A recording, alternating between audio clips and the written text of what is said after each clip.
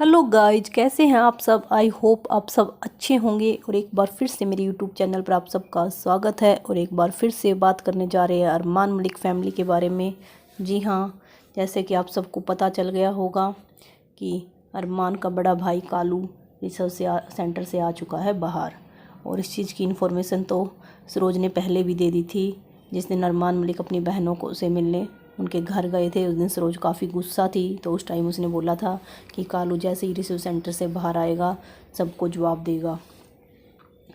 तो ये अब लोग उनको काफ़ी मैसेज भी कर रहे हैं कि अब जैसे ही रिसीव सेंटर से बाहर आया है अब कंट्रोवर्सी क्रिएट की जाएगी, व्यूज़ बनेंगे, डॉलर आएंगे और फिर नशा करके दोबारा से रिसीव सेंटर चला जाएगा।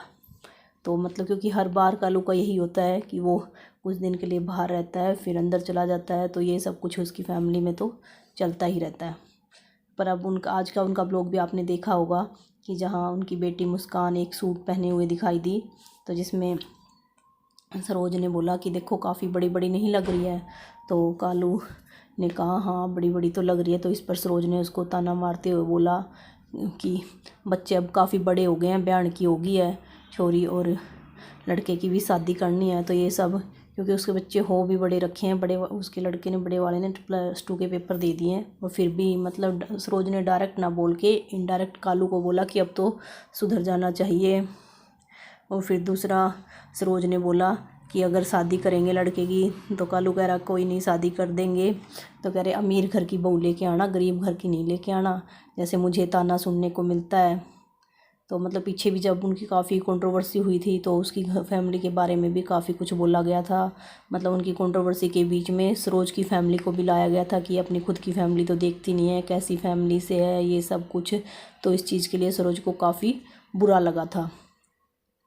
और सरोज को अब इस बात का भी काफ़ी गुस्सा है कि जितना कुछ भी पीछे इनके बीच में हुई थी कंट्रोवर्सी भाई बहनों के बीच में, जो कालू ने सपना के ऊपर वीडियो बनाई थी, उस सब का इल्ज़ाम अब किसके ऊपर आ गया है, कालू के ऊपर। हालांकि वो वीडियो कहकर बनवाई गई थी, पर फिर भी जैसे अरमान मलिक ने के बेटे जैद के बर्थडे पर अब मतलब सुनीता मलिक भी आ गई और अरमान उनको अपनी दोनों बहनों को लेने गया, तो वो सब तो एक हो गई। और जो अलग फैमिली रह गई, जैसे अब देखा बोला जा रहा है कि शायद सरोज को बर्थडे पर नहीं बुलाया गया, क्योंकि पर ऐसा कुछ उन्होंने अपने ब्लॉग में अभी तक बताया नहीं है कि उनके पास फ़ोन नहीं आया या फिर वो खुद नहीं गए, जो भी है।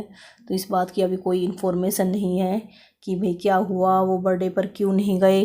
पर फिर भी सरोज उस दिन भी काफ़ी गुस्सा थी। उस दिन भी उसने अपने ब्लॉग में काफ़ी कुछ बोला था कि हमारा यूज किया गया, हमारे से वो सब कुछ करवाया गया। तो अब इसलिए सब ये बोल रहे हैं उसके सब्सक्राइबर भी कमेंट कर करके कि अब कालू फिर से दोबारा से कंट्रोवर्सी क्रिएट करेगा। और दूसरा जो लोग कमेंट कर रहे हैं सपना मलिक को भी कि सपना बर्थडे पर क्यों नहीं गई, तो उसका जवाब भी सपना ने दे दिया है अपने ब्लॉग में। आपने देखा होगा कि उसने बोला कि उसकी तबीयत बहुत ज़्यादा ख़राब थी, वो जाना तो चाहती थी और उसकी तबीयत इतनी ज़्यादा ख़राब थी कि वो जा नहीं पाई। तो इस चीज़ का देख के ये भी लग रहा है कि सपना शायद उन पिछली बातों को लोग बोल रहे हैं कि भूल नहीं पाई है। जो पीछे कंट्रोवर्सी क्रिएट हुई थी वीडियो में, उसकी बेटी के बारे में इतना बुरा बुरा बोला गया था, तो इन सब चीज़ों को देखते हुए सपना शायद बर्थडे पर नहीं गई, या फिर हो ना हो वो अपने सब्सक्राइबर के उससे नहीं गई होगी। क्योंकि उस टाइम जितनी भी बातें हुई थी तो उस टाइम सबसे ज़्यादा सपोर्ट उनके सब्सक्राइबर ने ही किया था उनको। और उनका चैनल जो आज ग्रो हुआ है वो सब उनके सब्सक्राइबर की वजह से है। तो इसलिए भी शायद सपना बर्थडे पर नहीं गई। पर फिर भी जो भी है सब ठीक है। अब देखना ये होगा कि कालू भाई अब कैसी कंट्रोवर्सी क्रिएट करते हैं या फिर चुपचाप से अपने फैमिली ब्लॉग लेके आते हैं और अच्छे से रहते हैं।